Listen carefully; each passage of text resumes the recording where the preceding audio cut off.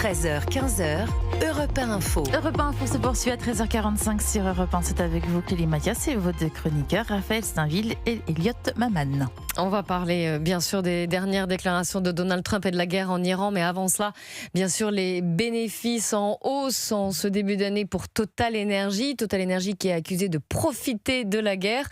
Alors, faut-il une taxe exceptionnelle? C'est ce que réclame entre autres Marie-Lise Léon, secrétaire générale de CFDT. C'était sur France Info.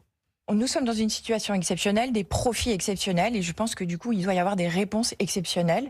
Aujourd'hui, je pense que la question de la taxation exceptionnelle, elle doit aussi être posée. Aujourd'hui, les outils ne sont pas adaptés, qu'il y a des possibilités de stratégie d'évitement qu'il faut pouvoir réguler. Et je pense que c'est important que le gouvernement et les responsables politiques soient fermes sur leur objectif de dire qu'aujourd'hui, il faut que Total Energy puisse redistribuer une partie, et commercer une partie avec les outils législatifs peut-être à inventer pour pouvoir faire en sorte que ça soit effectif. Alors l'ensemble de la gauche s'est indigné finalement face à ces bénéfices et a réclamé cette taxe exceptionnelle. Pour l'instant, le gouvernement temporise en tout cas. Qu'est-ce que je voulais avoir votre opinion, bien sûr, Raphaël Steinville et Elliot Mamam, sur ce sujet? Oui, c'est vrai que ça renvoie tout de même à un paradoxe de la période, qui est que pour les Français, pour les consommateurs de manière générale, au-delà de la France, les prix à la pompe notamment ont augmenté de manière absolument invraisemblable et parfois absolument intenable, tandis que pour les industriels du pétrole, les bénéfices ont augmenté eux aussi de manière assez incroyable. Ils vendent moins, mais ils vendent plus cher. Donc de fait, cela c'est assez logique. Exactement. Et Total a en effet annoncé que ses revenus avaient augmenté de 5,5 milliards de dollars sur ce début d'année. Et ça peut représenter tout de même une somme qui semble absolument invraisemblable. Pour autant, ce qu'il ne faut pas négliger, c'est qu'il y a un problème de redistribution notamment directement aux salariés qui est beaucoup plus large en France. Je ne sais pas si à l'heure actuelle, inventer une nouvelle taxe serait véritablement la réponse. J'ai même au contraire peur que cela puisse décourager les éventuels industriels qui, même en période de crise, pourraient estimer qu'ils vont parvenir à faire des bénéfices, ce qui vraisemblablement devrait tout de même nous satisfaire, parce que ça indique aussi qu'une récupération économique pourrait être accompagnée parfois de bonnes nouvelles si un certain nombre d'entreprises se sont maintenues à flot. Je pense qu'on pourrait plus largement s'interroger sur la très faible redistribution des dividendes aux salariés en France. On sait notamment que Total emploie énormément de personnes en France. Est-ce que véritablement ces salariés directement ont profité des bons résultats de leur économie? Est-ce qu'on pourrait s'interroger sur l'actionnariat salarié qui est là aussi extrêmement faible en France? Je pense que c'est plutôt l'occasion de se demander comment est-ce que très directement des salariés qui sont porteurs d'une entreprise qui, même en période de crise, va bien, peuvent profiter de cette bonne santé économique, plutôt que de se demander immédiatement comment, dans l'un des pays les plus taxés de l'OCDE, on pourrait, de manière ponctuelle, lorsque, miracle, une entreprise parvient à se sortir du lot en période de crise, comment la taxer encore plus? C'est vrai que je ne suis pas forcément d'accord avec l'agenda et le cadrage que l'on entend. C'est l'ensemble des entreprises pétrolières qui... Absolument, oui, bien sûr. Oui, c'est pas que uniquement Total. Non. Oui, puis il faut Raphaël préciser Steinville. que si Total réalise des bénéfices exceptionnels sur ce premier trimestre, c'est d'abord pour une grande part à l'étranger qu'elle réalise ses bénéfices.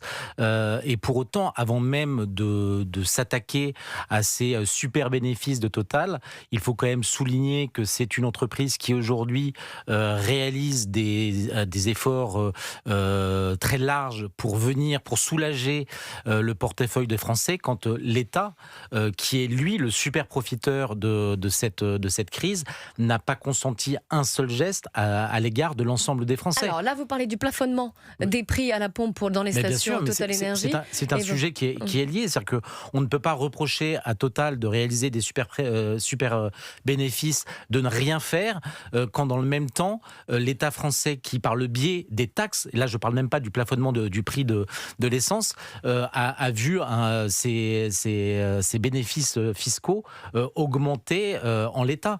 Vous avez vu que les aides avaient été prolongées, les aides ciblées à certains secteurs. Oui, mais là, on parle d'aide ciblée à certains secteurs. C'est vraiment minimaliste comme aide de la part de l'État, alors qu'au mois de janvier, Sébastien Lecornu a ajouté une énième taxe supplémentaire sur l'essence et le gasoil, une taxe écologique dont on se serait bien passé en la matière.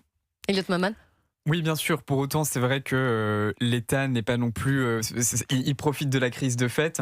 Un certain nombre des taxes, pour autant, qui s'appliquent sur l'achat de gasoil, notamment la TICPE, portent sur le volume plus que sur le prix. Alors évidemment, ensuite, il y a la TVA qui Ouais, porte sur le prix. Donc, il n'est pas non plus. Et en réalité, ce qui est intéressant, c'est que ça pose la question de la capacité de la France, que l'on n'a plus précisément, à se payer une politique contracyclique. Vous savez, l'idée de base des politiques sociales, c'est un peu de dire en période de crise, l'État va se montrer plus généreux parce qu'en période de non-crise, il est parvenu à renflouer un peu ses caisses. Ça n'a pas été le cas. Exactement, puisqu'aujourd'hui, on n'est plus jamais dans une période où l'État français parvient à récupérer une situation économique qui est souhaitable. On se retrouve en période de crise avec un État qui, de manière certes un peu malicieuse et très désagréable pour les consommateurs, peut se dire qu'en réalité, ce n'est pas forcément si mal si certaines taxes augmentent. Et je comprends évidemment la détresse dans laquelle ça met un certain nombre de Français. Je comprends aussi que, après nous avoir fait toute une année avec François Bayrou notamment, où l'on insiste sur la nécessité d'assainir nos comptes, on se dise que ce n'est pas nécessairement le bon moment pour à augmenter les gestes et baisser certaines taxes qui prévalaient déjà. Mais moi, je suis pas tout à fait d'accord avec Elliot Maman parce que en fait, il épouse d'une certaine manière le narratif du gouvernement qui explique que parce qu'il n'y a plus d'argent dans les caisses, on ne peut rien faire. La vérité, c'est que le gouvernement a fait un choix politique. Il a fait un choix politique qui a été explicité par Sébastien Lecornu voilà quelques semaines lorsqu'il a annoncé son grand plan d'électrification, l'accélération de son plan d'électrification. C'est une politique qui consiste finalement à privilégier l'électrique aux énergies carbonées. Et donc, là où les Français attendaient des aides immédiates, le gouvernement se projette sur 5, 10 ou 15 ans. Mais c'est très bien d'être vertueux, de transformer la France en une France verte, écologique. Mais si c'est pour voir d'ici là les Français crever la dalle, je suis désolé, c'est une faute politique. Et c'est un choix politique qui a été fait délibérément par le gouvernement pour accélérer cette transition. Je vous laisse répondre évidemment, Elliot Maman. Non, mais je comprends entièrement ce que le clivage qui est formalisé et mentionné par Raphaël Steinville, et c'est absolument vrai.